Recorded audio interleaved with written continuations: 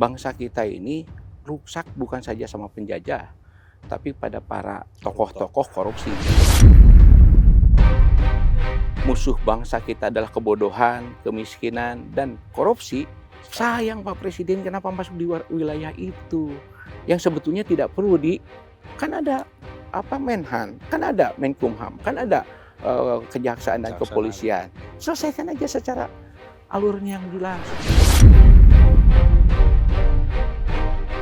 Dengan tegas dia bilang, banyak orang rakus, pejabat yang kemaruk, serakah dan lain-lain.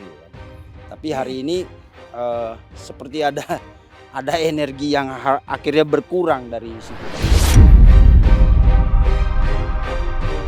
Perspektif kita balik, artinya seorang Hasto, Tom Lembong, siapapun di belakang Anda, siapapun di belakang kekuatan Anda bisa dihukum.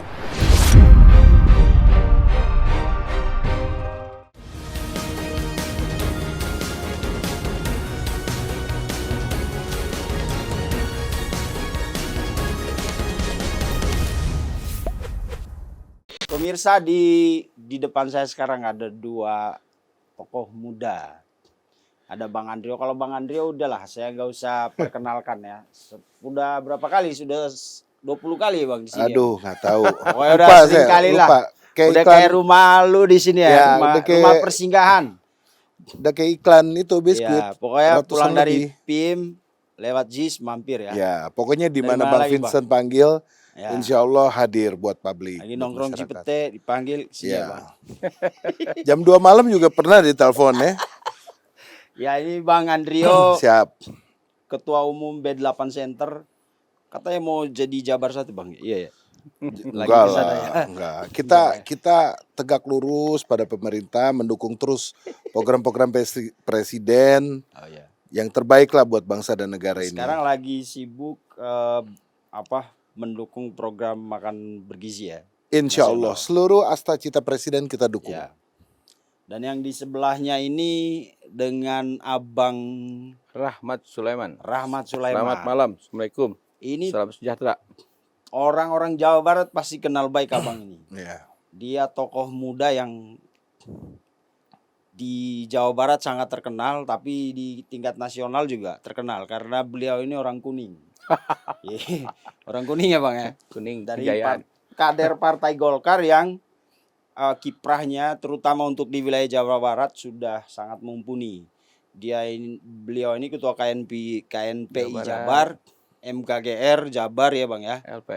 LPM, Sekjen PP, sama FKPPI, waduh. Dan satu lagi. Apa lagi? Ketua Dewan Pimpinan Wilayah Barisan 8 Center Jawa Barat. Siap. Betul.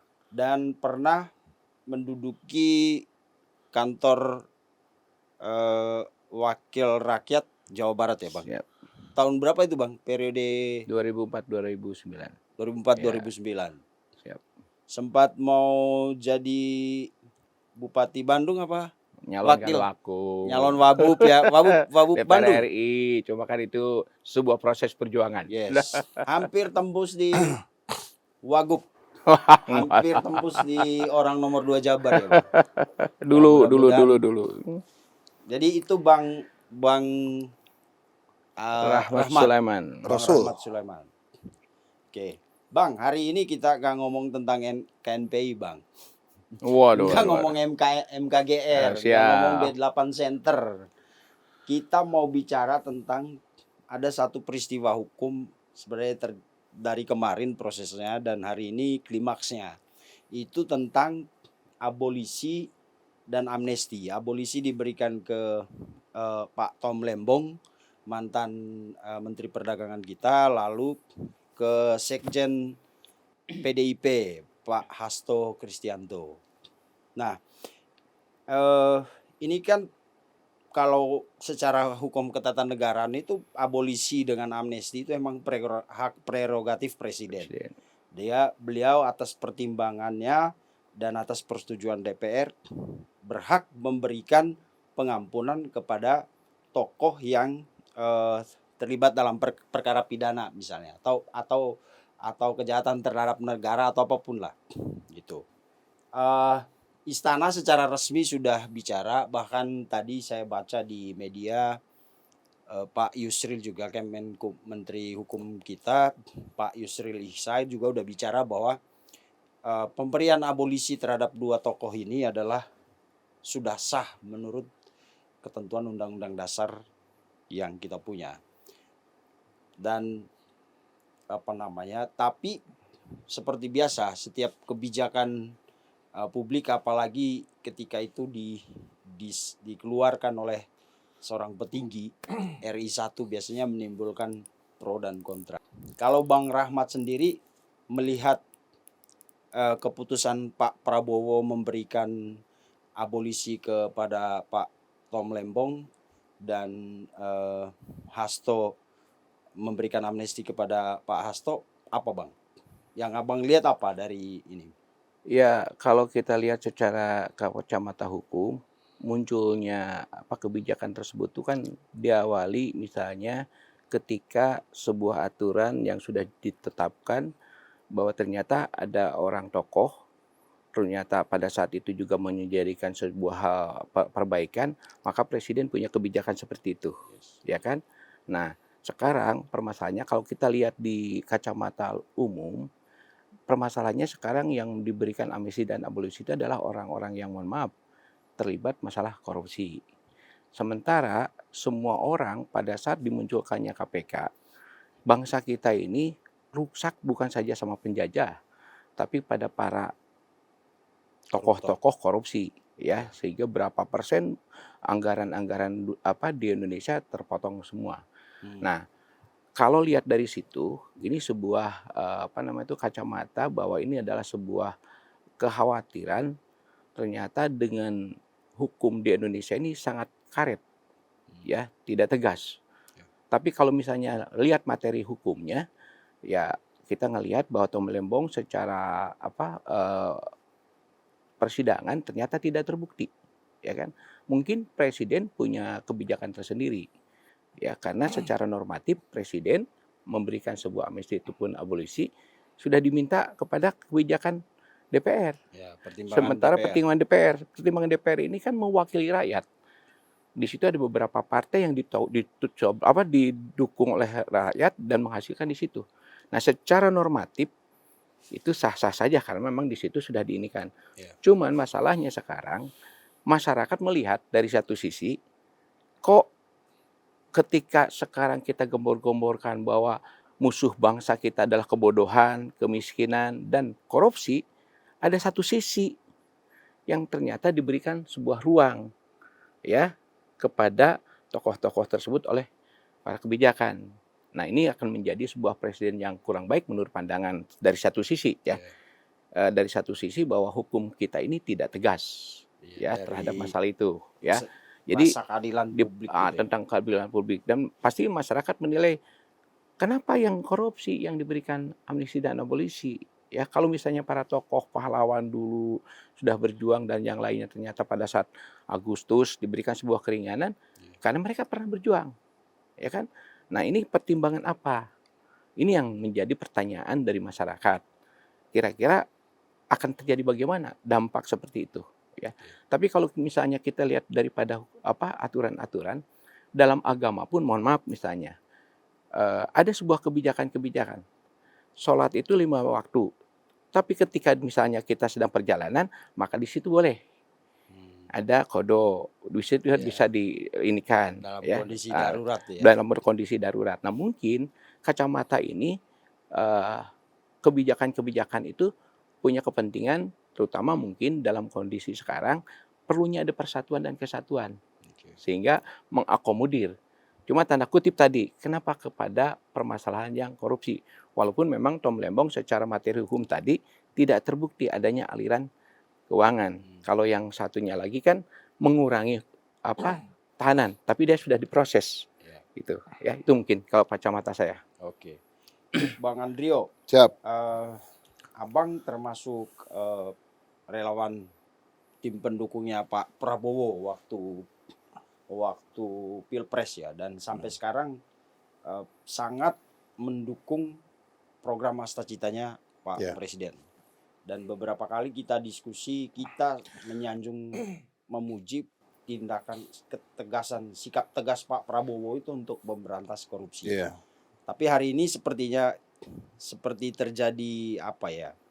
Ada sebuah titik balik gitu ketika Pak Prabowo memberikan pengampunan dan akhirnya sebagai konsekuensi hukumnya 2 tokoh ini dibebaskan. Padahal mereka itu kita tahu terlibat dalam tindak pidana korupsi. Orang kemudian bertanya kan, ini kok Pak Prabowo kayak sedang mengingkari dirinya sendiri gitu. Karena dalam beberapa pidatonya dia selalu, saya salut bener waktu itu, dengan tegas dia bilang kan banyak orang rakus, pejabat yang kemaruk, serakah dan lain-lain gitu kan. Tapi hari ini seperti ada energi yang akhirnya berkurang dari situ, Bang. Gimana menurut Abang?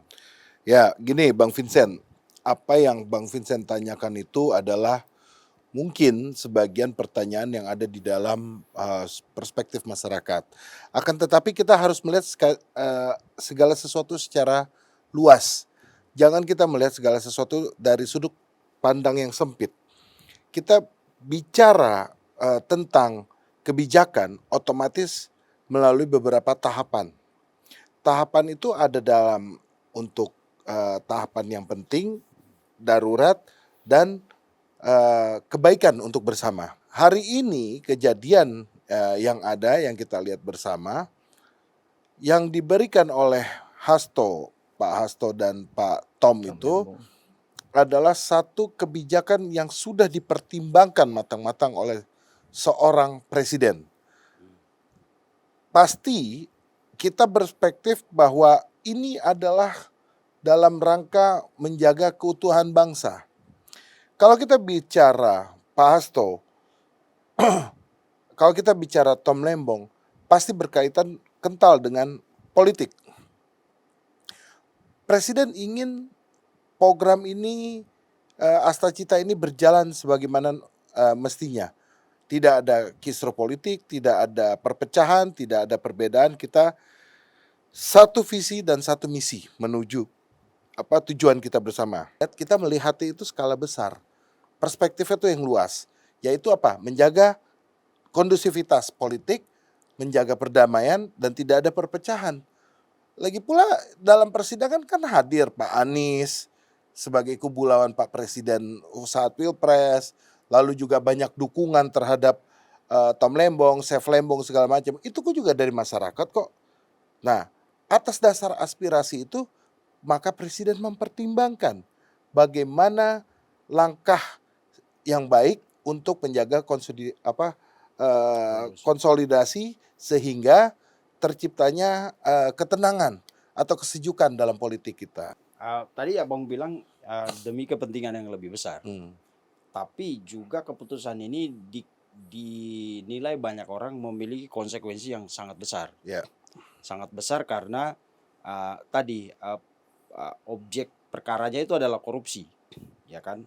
Sementara seperti yang tadi Bang Rahmat bilang, penyakit besar akut di negara ini adalah korupsi. Yeah. Dan kita tadinya dari awal kita melihat Pak Prabowo itu seperti memang dia kayaknya yang kita bisa menaruh harapan untuk memberantas ini dari pernyataan-pernyataan publik yang dia sampaikan dengan tegas itu.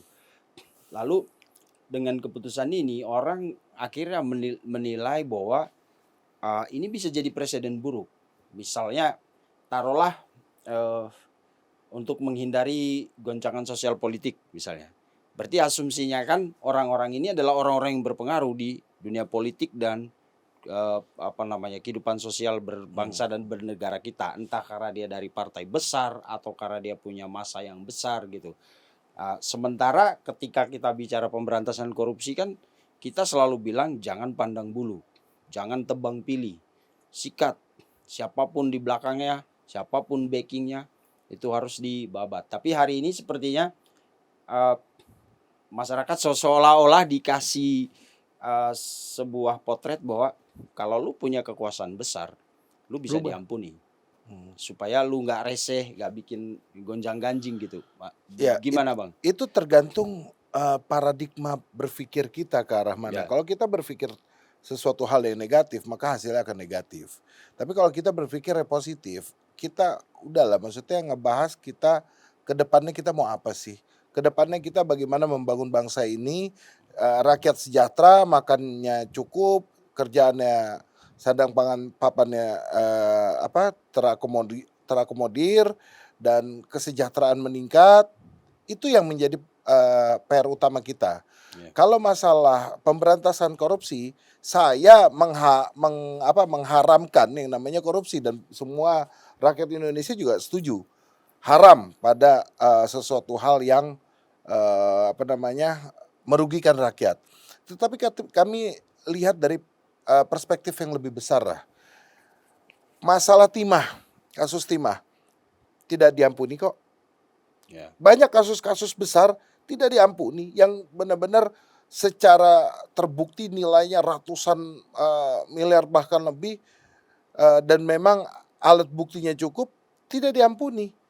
Tetapi kenapa yang dilihat saat ini adalah dari proses persidangan, pertanyaan saya adalah Tom Lembong seberapa besar melakukan kesalahan. Dan kita juga jangan tergiring opini kita bahwa kita melihat segala sesuatu itu, wah ini fatal, wah ini enggak. Masih banyak kok yang PR harus kita lakukan, masih banyak fokus yang harus kita prioritaskan dalam tujuan kita bersama, yaitu asta-cita kita. Kira-kira begitu. Oke.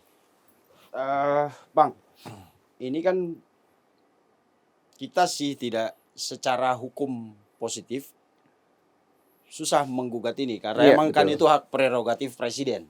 Dengan pertimbangan seperti tadi Bang Andrio bilang, pasti dia udah bicarakan dengan penasihatnya atau ya orang-orang di sekitarnya yang ahli di bidangnya, entah pakar hukum, hukum pidana, hukum tata negara gitu. Lalu pasti juga dari situ dia atas pertimbangan itu dia mengajukan ke DPR dan di DPR kemudian disetujui.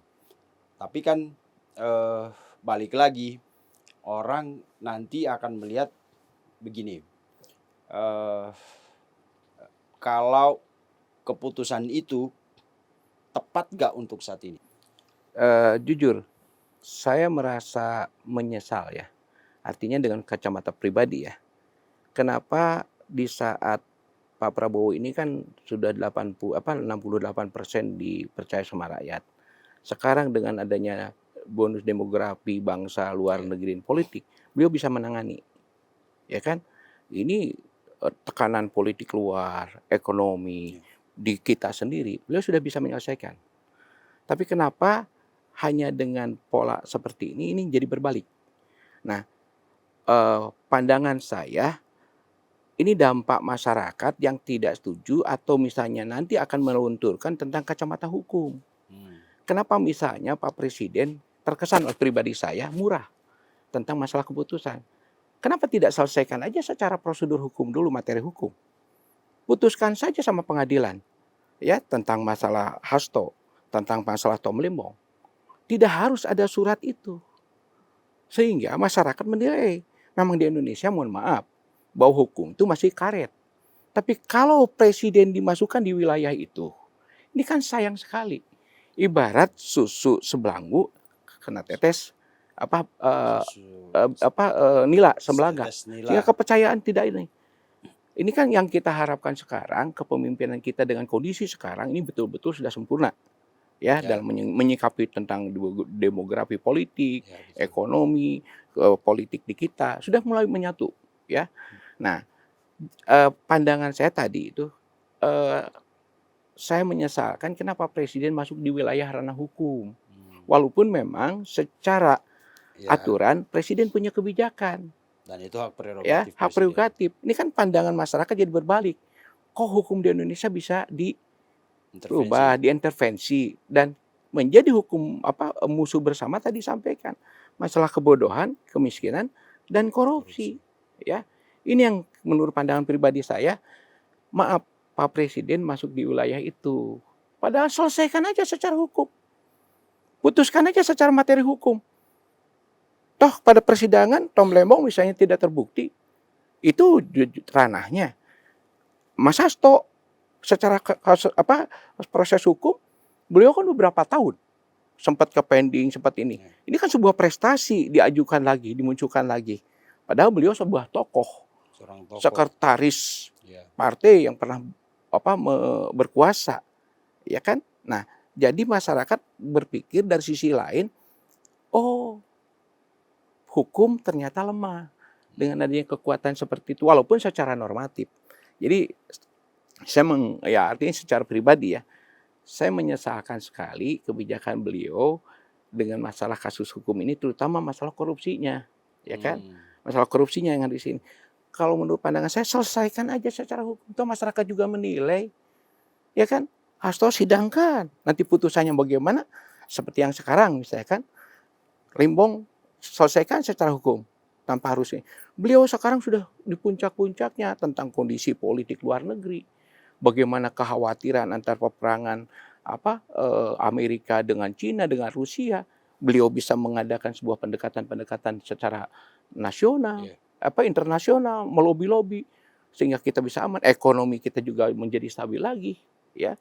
Nah, masyarakat menilai akhirnya, waduh, kok sayang Pak Presiden kenapa masuk di wilayah itu yang sebetulnya tidak perlu kan ada Menhan, kan ada Menkumham, kan ada Kejaksaan dan Kepolisian. Selesaikan aja secara alurnya yang jelas. Dari mulai 1 sampai 10 atau sampai 20 selesaikan dulu. Jangan di tengah-tengah dikasih ini, kan akhirnya masyarakat menilai atau menunggu gerasi aja. Nah, atau menunggu gerasi saja. Toh masyarakat sudah menilai bahwa hukum kita Bung Hasto sekelas sekretaris PDI tetap diajukan. Betul nggak? Tadi tambang ternyata ketemu, kan? Ini udah secara hukumnya udah bagus. Nah, ini pandangan secara pribadi dan mungkin masyarakat. Kenapa Pak Presiden masuk di wilayah itu? Ya, ini kacamata saya ya. Kacamata saya kenapa? Jadi sayang.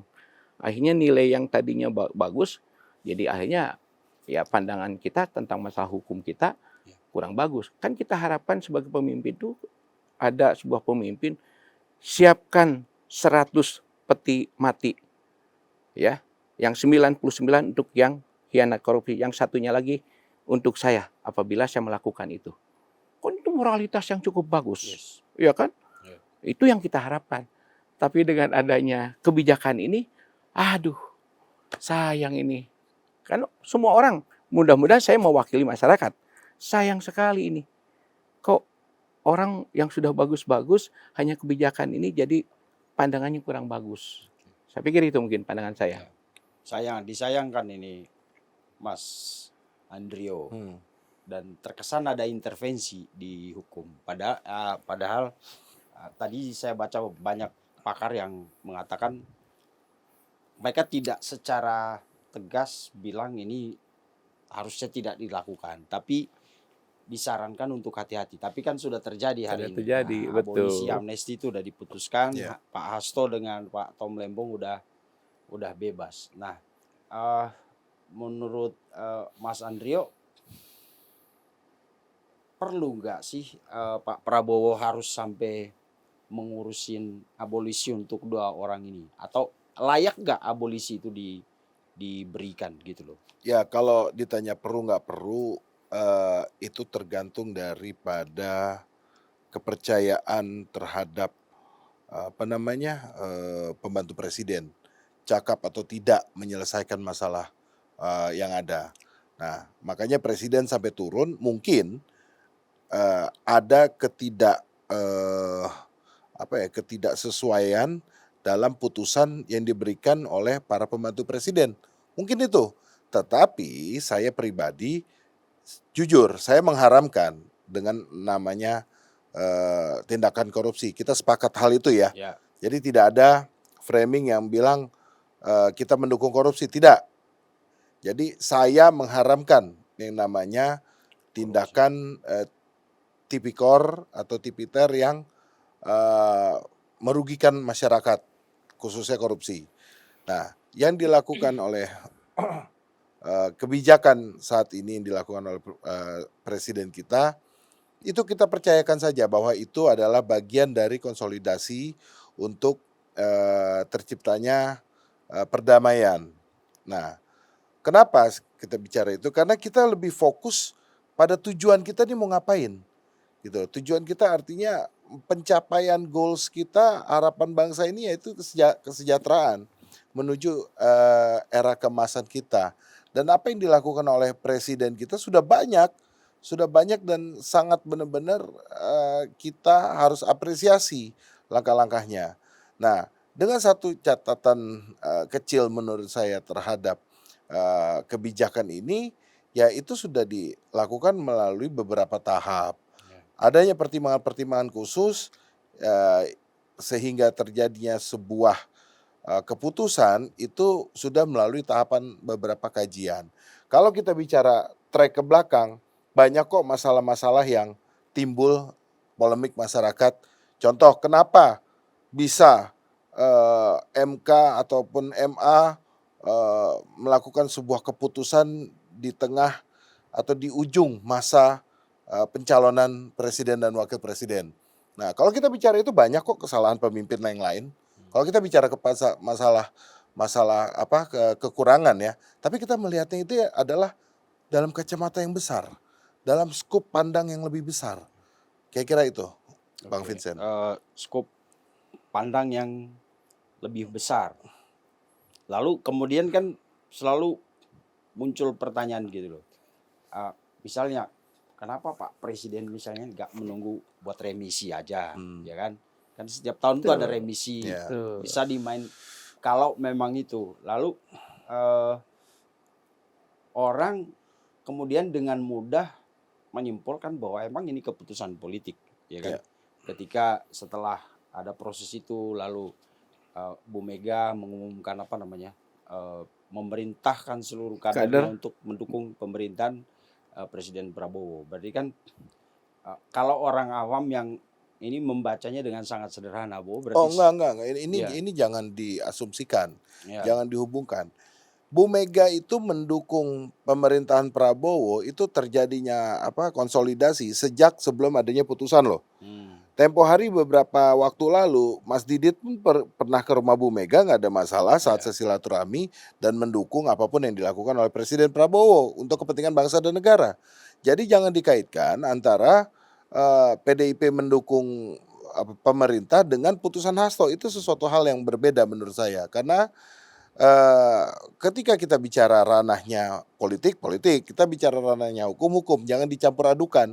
Nanti blunder ujungnya. Karena gini Bang, yang dilakukan oleh Bu Mega terhadap pendukung pemerintahan Prabowo memang itu sudah harus dilakukan.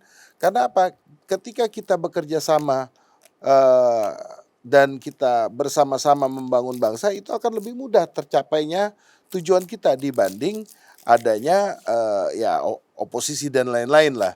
Kita inginkan semuanya ini kan bersatu. Kita inginkan semuanya ini tidak ada polemik lah dalam tujuan kita mencapai astacita pemerintah ini. Ya, berarti kalau menurut Abang kalau keputusan mengeluarkan memberikan abolisi dan amnesti ini berjalan simultan dengan pernyataan Bu Mega, itu kebetulan saja. Itu kebetulan aja. Sesuatu itu namanya cocologi. Itu cocologi. Atau sesuatu yang memang kan politik itu katanya Itulah, ada dua sisi, ada depan meja, ada belakang meja. Itulah dia, brother. Kalau kita cocologi terhadap semua hal, blunder nanti.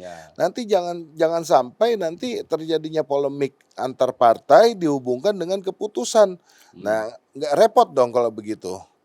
Jadi jangan sampai juga adanya ketersinggungan dalam suatu kebijakan antar pemimpin nanti dihubungkan dengan kebijakan presiden. Nah, itu nggak cocok dan itu tidak ada substansinya.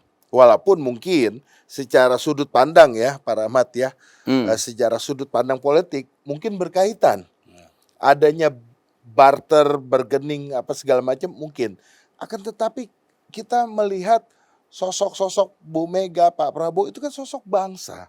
Artinya yang mementingkan kepentingan bangsa dan negara, mementingkan kepentingan rakyat gitu loh. Artinya ketika kita sudah bicara rakyat, kita bicara nation bersama.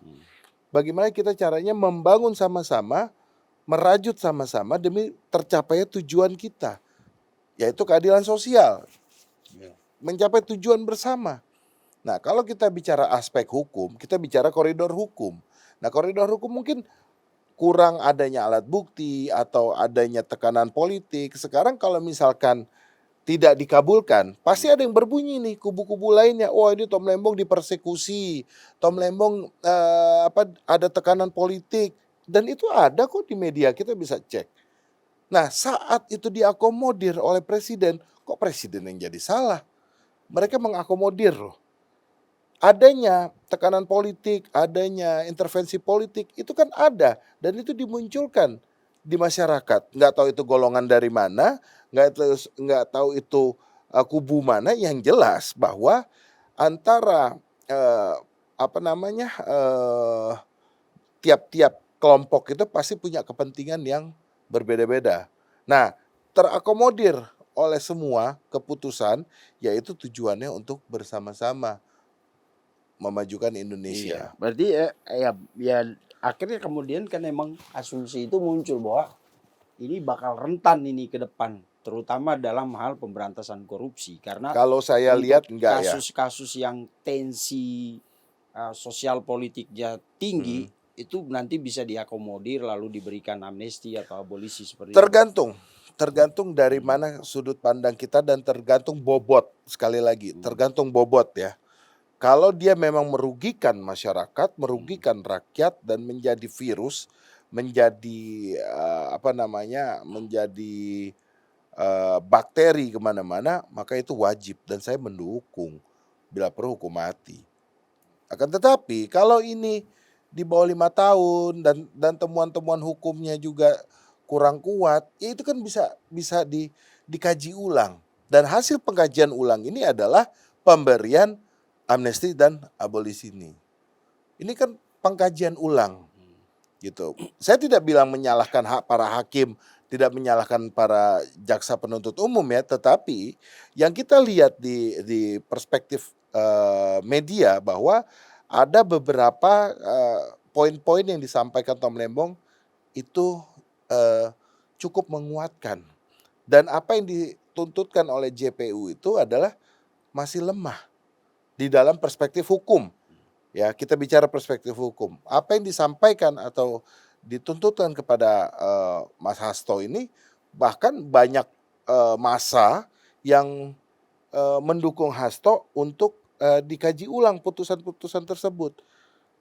Sebagai contoh, saya tidak membela Hasto loh, saya tidak membela Tom Lembong, tapi saya di sini hanya menegaskan bahwa kita kembali pada tujuan kita, nawaitu kita. Dan korupsi itu adalah harga mati yang harus diberantas. Tetapi kalau kita bicara aspek hukum, kita harus clean and clear. Apakah ini benar-benar bobotnya memang harus dikaji atau memang sudah harus menjadi sebuah keputusan. Kalau abolisi dan amnesti itu kan sebenarnya tidak menghilangkan putusan pidana ya Bang? Tidak. Cuma kesalahannya diampuni. Ya. Atau tindak pidana yang dia lakukan diampuni. Artinya secara hukum itu udah ingkrah, selesai ya kan? Ya. Tapi dengan pertimbangan tertentu, presiden kemudian memberikan pengampunan dan itu hak prerogatif dia.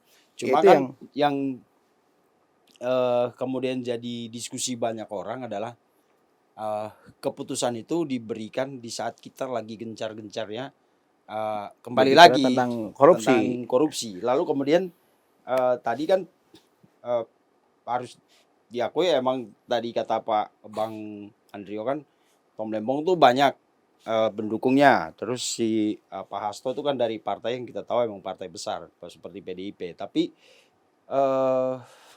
lalu kemudian kita jadi bertanya, jadi ini keputusan politis karena kasusnya dianggap ada unsur politiknya atau gimana Bang? Ya, masyarakat akan menilai itu. Ya, kalau keputusan presiden ya, pasti ada masyarakat akan menilai itu. Yang disesalkan oleh kami atau saya ya, kenapa putusan itu pada saat yang terkesan tergesa-gesa. Hmm. Pada saat Pak Presiden mengadakan pendekatan secara geopolitik internasional sudah bagus.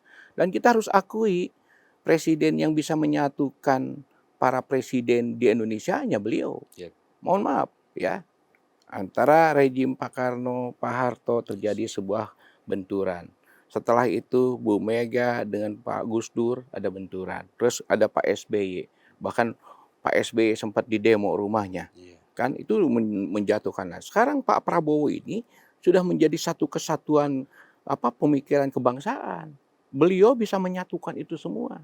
Dan ini berpikirnya adalah merah putih. Yang kami sesalkan tadi bahwa aspek yuridis ya terkesan karena kekuatan massa, karena kekuatan politik bisa berubah. Nah, ini menurut pandangan saya sih tadi itu. Kenapa tidak diselesaikan saja di ranah hukum? Toh pada akhirnya putusan mau hitam mau putih orang udah tahu. Tapi di situ. Nah, Pak Presiden jangan dulu masuk di wilayah itu. Pak Presiden sekarang lagi berpikir tentang masalah dunia, tentang ekonomi, tentang bagaimana carut marutnya politik dan yang lainnya. Itu udah bisa menyelesaikan. Ya kita mengakui, hanya sayangnya itu tadi. Kenapa di ranah politik, di ranah hukum, beliau masuk di situ jadi terkesan ada kekuatan politik yang ini. Sehingga nilai hukum di atas segalanya bagi masyarakat khususnya kelompok mahasiswa dan kami dari masyarakat umum kok seperti ini putusannya gitu kan. Ini yang disesalkan ya, ini yang disesalkan putus. Tapi saya yakin di situ kan ada bagaimana Pak Yusril, Ya. di situ ada Pak Mahfud MD, Ada ada Pak Oto dan Sibuan dan yang lainnya. Pasti ada kacamata yang lain. Tapi saya menilai dari masyarakat awam lah. Ya, masyarakat awam. Sayang, Pak Presiden ini 68% ke atas sudah didukung rakyat. Ketika ada permasalahan dunia, beliau bisa melobi dan seperti ini. Yakinlah. Kalau bukan Pak Prabowo hari ini, itu terjadi kayak Malaysia. Harus diturunkan. Ya kan?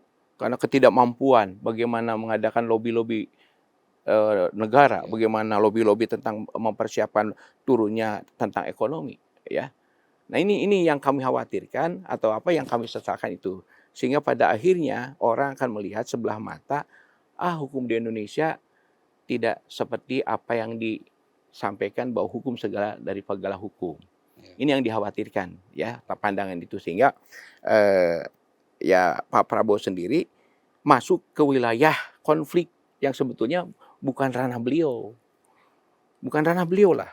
Kan di situ ada Menteri Hukum dan HAM-nya. Kenapa tidak Mas Yusril atau misalnya berbicara lobby-lobby dengan kejaksaan atau yang lain lah itu ya. Saya kacamata umum ya. Ini kan sayang. Satu-satunya presiden yang bisa menyatukan tentang bagaimana konflik internal di Indonesia ya, itu bisa bersatu sekarang. Ya, tidak ada lagi keributan-keributan di parlemen.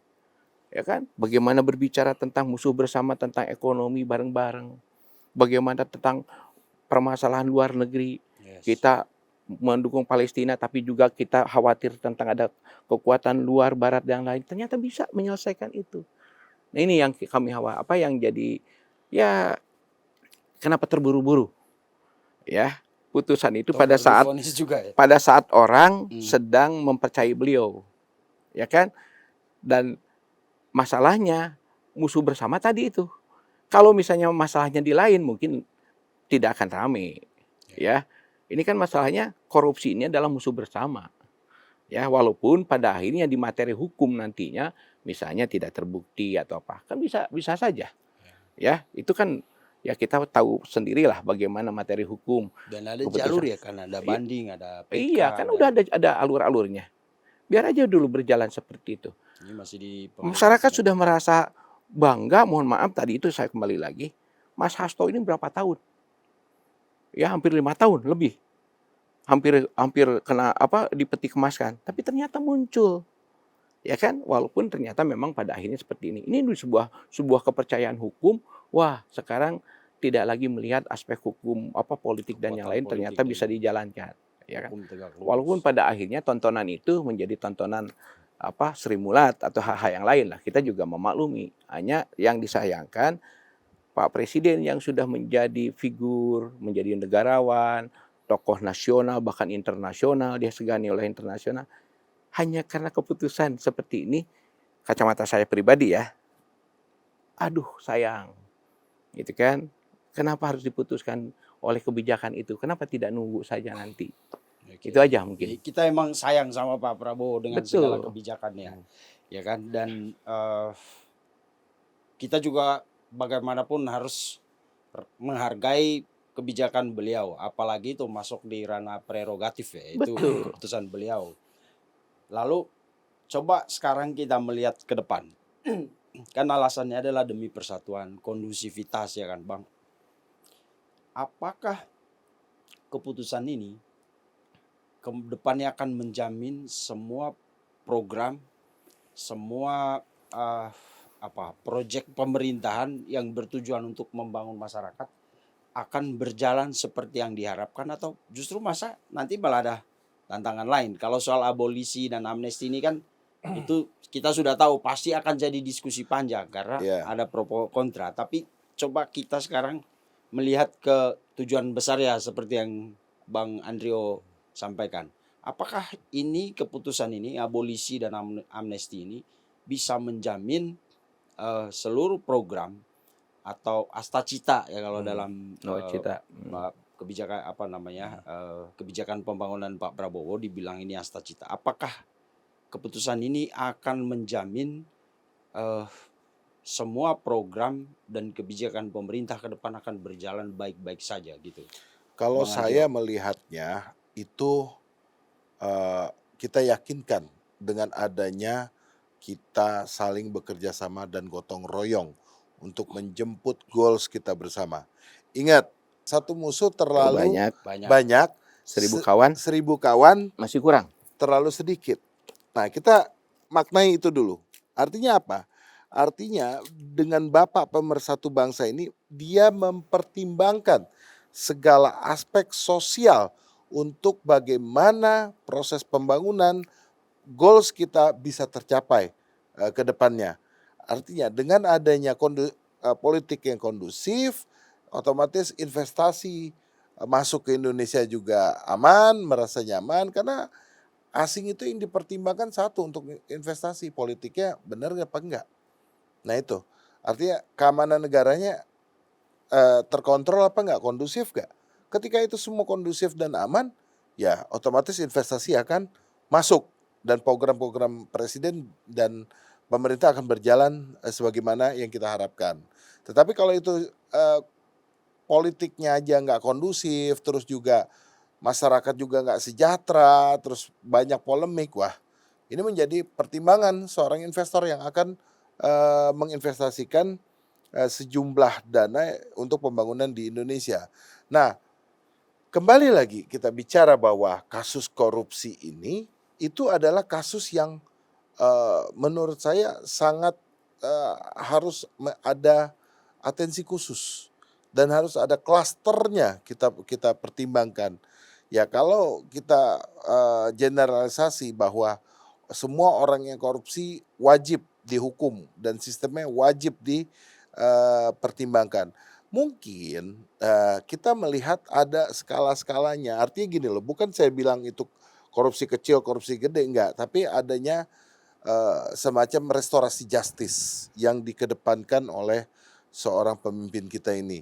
Artinya dengan adanya sanksi sosial sudah diterima oleh yang bersangkutan, dan untuk menjaga kondusivitas terjamin, otomatis orang yang akan melakukan ke depannya akan berpikir. Nah, kita balik, perspektifnya kita balik. Artinya seorang Hasto, Tom Lembong, siapapun di belakang Anda, siapapun di belakang kekuatan Anda, bisa dihukum. Tapi dengan satu catatan, ke depannya kalau misalkan siapapun yang akan melakukan tindak pidana korupsi, itu bisa tidak pandang bulu. Artinya apa? Seorang Hasto Sekjen bisa dihukum dan sudah dijatuhi vonis. Seorang Tom Lembong juga seperti itu. Nah, kalau kita percayakan itu, bahwa kita yakin ke depannya siapapun yang melakukan tindak pidana korupsi bisa dijatuhi hukuman. Nah, tapi kita lihat yang dilakukan saat ini adalah bentuk daripada restorasi justice. Itu menurut saya. Siap. Oke. Walaupun hukuman itu kemudian jadi tidak lengkap karena hanya berhenti di vonis dan belum menjalankan ya. Iya, Tapi ya tadi balik lagi ke itu pertimbangan Pak Presiden. Nah, karena konsep, ada alat bukti kalau yang konsep kurang. pembangunan kita ini, Mas, artinya gini, Pak Presiden punya kebijakan, ya, tidak akan luntur atau menjadi tidak baik karena satu kebijakan yang masalah ini. ya. Karena apa? Pembangunan ini kan secara blueprint-nya jelas. Ada penentu kebijakan, ada budgeting, ada pengawas, dan ada penentu aturan. Dan program itu diturunkan ke bawah kota kabupaten. Nah sekarang tinggal bagaimana para menteri ini bisa menjabarkan, bisa menindaklanjuti pemikiran-pemikiran program-program Pak Presiden tentang nawacita tersebut. Masyarakat itu cukup sederhana bagaimana tentang pendidikannya terjamin, Ya. masalah sandang pangannya terjamin, masalah kesehatan terjamin. Sehingga kesejahteraan secara merata itu akan terasakan. Ya, Terus kedua, terdistribusi lah keadilan percepatan pembangunan, percepatan pelayanan. Hanya itu kok, ya. Dan saya yakin para pembantu presiden ini itu bisa dirasakan Jadi sekarang. menurut Pak Rahmat, ada atau tidaknya abolisi harusnya program pemerintah itu tetap berjalan Harus tetap dengan dong, rules yang harus tetap. Karena kan blueprint-nya alur yang blueprint merah sudah- putih. Nah, adapun tentang masalah tadi hanya tinggal masalah kebijakan politis dan kebijakan hukum. Hanya itu aja kan yang yang disesalkan, ya. kebijakan politis, ketetapan hukum. Ketetapan gitu ya, Pak? hukum itu aja. Tapi program sudah ditentukan per 5 tahun. Tidak lagi itu jadi berubah. Masyarakat juga tidak akan menuntut hal tentang masalah ini gara-gara ini kita batal program ini, kita batal program ini. Nggak bisa. Ya buktinya misalnya tentang masalah makan gratis kan sudah jalan, ya kan? Pendidikan sudah mulai, kesehatan sekarang sudah ada dirubah, kan? Perekonomian kita yang dikhawatirkan bahkan anjlok, bahkan mungkin dolar sampai di 20 ternyata dengan para pembantunya yang bisa menyelesaikan, alhamdulillah. Ekspor juga ternyata tidak terputus walaupun ternyata Amerika menekan dengan hal-hal yang lain. Ini kan sebuah kebijakan yang cukup bagus. Ya, ini masyarakat akan nanti terhapus tentang masalah pola pikir tersebut ketika 3 hal. Kesejahteraan, percepatan pelayanan dan pemerataan pembangunan, ya. Sehingga masyarakat merasa ini yang tadi saya satu itu disesalkan. Hukum terkesan kalah oleh kebijakan-kebijakan politik. Itu aja. Oke. Ya. Siap. Terima kasih Bang. Mas Andrio. Siap. Sudah meluangkan waktu. Pemirsa, hukum dan politik itu bukan kadang, memang seperti dua sisi mata uang yang tidak bisa kita bilang ini lebih penting atau ini lebih bagus dan lain-lain. Tapi seorang pemimpin tahu kapan dia harus memutuskan sesuatu berdasarkan pertimbangan politik dan pertimbangan hukum. Hanya dengan itu sebuah negara akan berjalan dengan baik-baik saja. Bukan begitu ya, Bang? Siap, betul. Siap. Terima kasih, selamat malam. Sampai jumpa di episode selanjutnya. Assalamualaikum, selamat malam. Siap.